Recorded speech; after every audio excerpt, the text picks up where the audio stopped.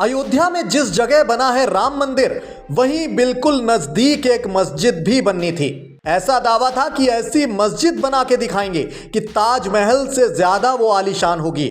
लेकिन ऐसा क्या हो गया कि फैसले के करीब 6 साल बीत जाने के बावजूद आज तक इस मस्जिद के लिए एक ईंट भी नहीं रखी जा सकी है। अयोध्या में विश्व की सबसे बड़ी मस्जिद का दावा ठोकने वाले ही आज एक एक रुपए के मोहताज हैं। तो क्या अब नहीं बन पाएगी अयोध्या की मस्जिद? 9 नवंबर 2019 के दिन अयोध्या मंदिर मस्जिद विवाद पर सुप्रीम कोर्ट ने बड़ा और ऐतिहासिक फैसला दिया था। इसी फैसले के साथ विवादित भूमि पर भगवान श्री राम का भव्य और दिव्य मंदिर बनने का रास्ता साफ हुआ था। अपने फैसले में सुप्रीम कोर्ट ने मस्जिद पक्ष को भी मस्जिद का निर्माण करने के लिए 5 एकड़ जमीन दी थी। अयोध्या के धन्नीपुर में मुस्लिम पक्ष को मस्जिद के निर्माण के लिए जमीन मिली। इसके बाद इस जगह पर मस्जिद बनाने के लिए इंडो इस्लामिक कल्चरल फाउंडेशन के नाम से एक संस्था बनाई गई थी। इसी संस्था को धन्नीपुर में मस्जिद का निर्माण कराना है। 5 साल बीत जाने के बाद भी अब तक इस मस्जिद का निर्माण नहीं शुरू हो सका है।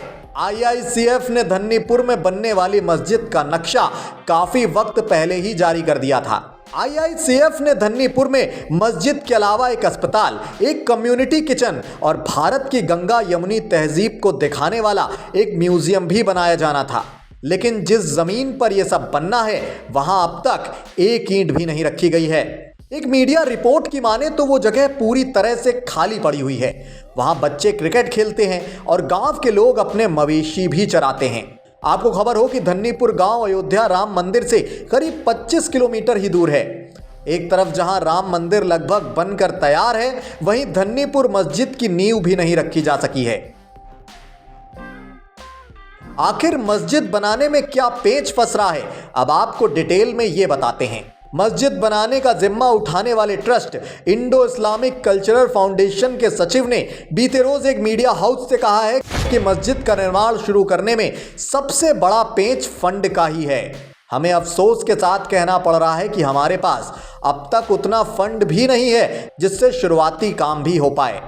मस्जिद से पहले हमें यहाँ एक अस्पताल बनाना था जिसकी क्षमता 300 बेड की थी। इतने बड़े प्रोजेक्ट के लिए पैसों का फ्लो होना बहुत ज़रूरी है।